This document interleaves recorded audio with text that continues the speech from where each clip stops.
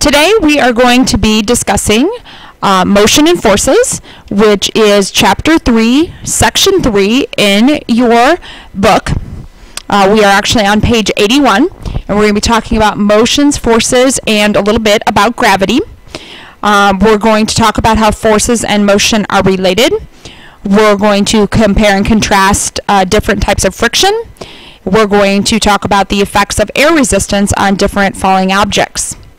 So we're going to be looking at the motion and the forces that are related to motion.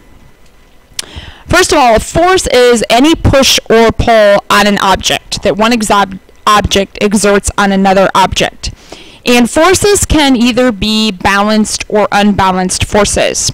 If you look on page 82 in your book, when a force is balanced, it doesn't change the velocity. So when two people, like if you see them there in the book on page 82, if two people are pushing on a box, one from either side, okay, and the box doesn't move, then the forces would be balanced. So the idea is that when two or more forces are acting on an object and it doesn't cause a change in movement, the forces are balanced. When the forces are unbalanced, they are in unequal and opposite directions, and there would be a change in velocity or a change in direction. So if you look in the second picture, picture B on page 82, you have two people pushing a box, and one is pushing with more force than the other, so the box moves. So therefore, that force is unbalanced. When you sum up all of the forces acting upon an object, we call that the net force. Okay. So forces are always either balanced or unbalanced. Balanced meaning that the resulting forces, the forces do not result in any change in velocity or direction. Unbalanced forces will result in movement, a change in velocity, a change in direction. And the sum of all the forces acting on something is what we call the net force. When we talk about friction, friction is anything that opposes motion. So it opposes the sliding motion of two surfaces when they are in contact. So it's friction is between two things in contact, and it opposes the motion of those two things. You think about rubbing your hands together, okay? That's a type of friction.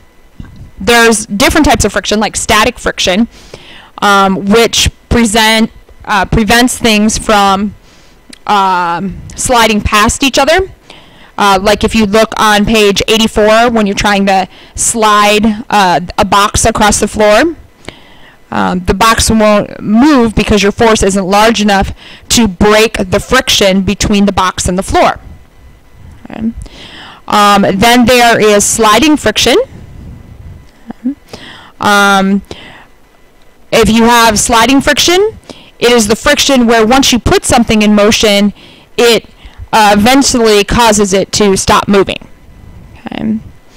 So it acts in the opposite direction. So you've got something in motion, you slide the box across the floor, and the box eventually stops, and it's that friction with the floor that makes it stop sliding or stop moving. So you've got static friction that prevents the two surfaces from moving at all, and then you have the sliding friction that eventually causes the motion to stop. And then there is rolling friction, and this is the kind of friction that you would have with an object that has wheels. That's why it's called rolling friction.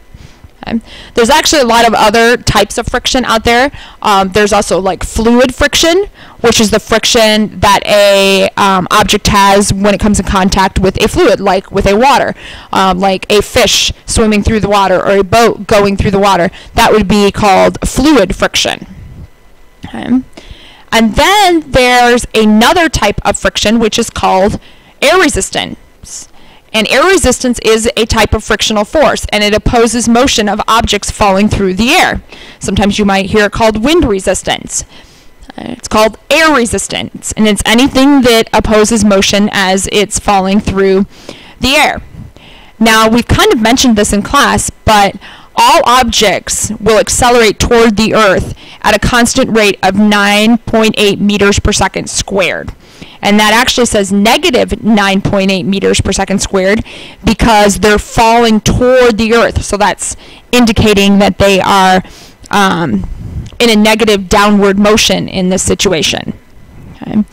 So air resistance is caused when things fall towards Earth, being pulled by gravity, and then air resistance is pushing up on them as they're falling towards Earth. And if you look at the diagram in page 85 in your book, you will notice that this person has dropped 2 plastic bags. One is crumpled up, one is more open. They're both being affected the same way by gravity, okay, which is to accelerate towards Earth at 9.8 meters per second squared. So they're both being affected the same way by gravity, but they both have air resistance pushing up on them, but the bag that's crumpled up will have less air resistance than the bag that's spread out, because the bag that's spread out has more surface area to catch more wind, to catch more air. So in that picture on page 85, you have the 2 bags both being affected by gravity in the same way, accelerating at 9.8 meters per second squared, but they're both being affected by air resistance a little bit differently because of their shape. And then if you were to total up the force of gravity and the force of air resistance, that together would equal your net force. Now, what we call terminal velocity, if you flip to page 86 in your book, is when the force of gravity pulling down on a falling object is equal to the force of air resistance pulling upward. And so that person is at a constant speed. When that happens, the person falls at a constant velocity, constant speed towards Earth. And that's when you have balanced forces, when the force of air resistance and the force of gravity are in balance on an object. Then they can reach their terminal velocity and fall to Earth at a constant speed. Okay, so if you look here, you've got an object here that's falling. It's being pulled down to Earth by gravity at a force of 9.8 meters per second squared. Plus it has air resistance pushing up. And if those 2 things were to equal each other, then there would be a net force of 0. Okay. But in this case, they're not equal to each other. The gravity pulling down, the arrow is thicker, so there's more gravity pulling down than there is air resistance pushing up. So then the object is accelerating instead of falling at a constant speed, which we would call terminal velocity. As long as the net force is not 0, the object will accelerate downward. As an object falls, upward force continues to increase until the force of air resistance pushing up and gravity pulling down are equal, and that's when we call that terminal velocity. An example of this is for the average size hailstone. The terminal velocity is 40 meters per second. So that means that the air resistance pushing up and the gravity pulling down on a hailstone become equal, and so it's falling at a constant rate of 40 meters per second. That is its terminal velocity.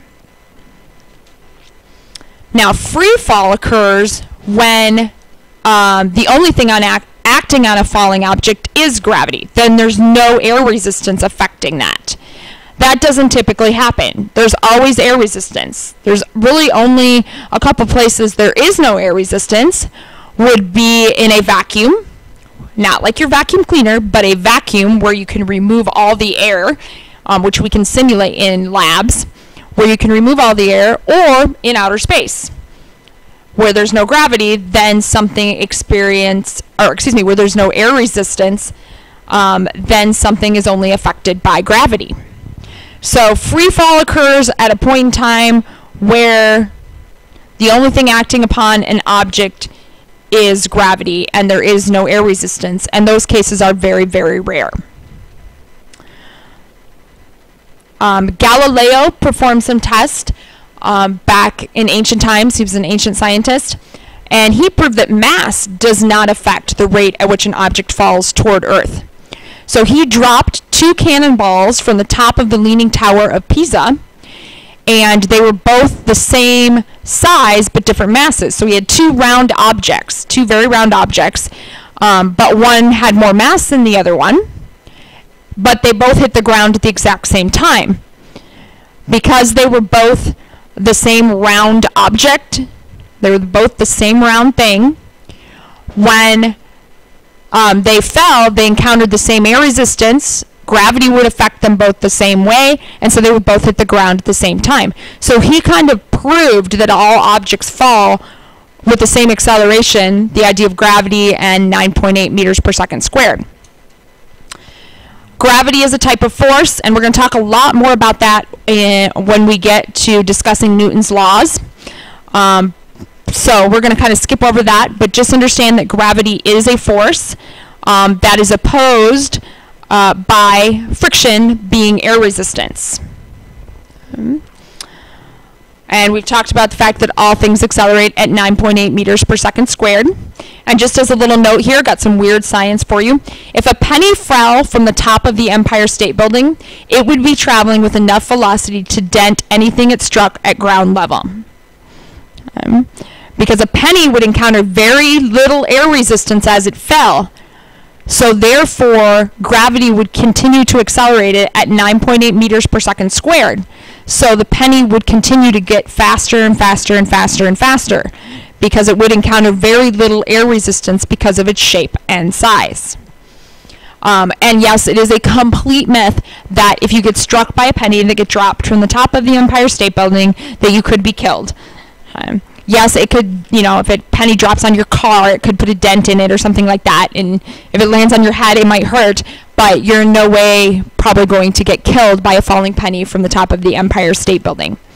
But it will be traveling very, very fast because it will encounter very little air resistance because of its size and its shape.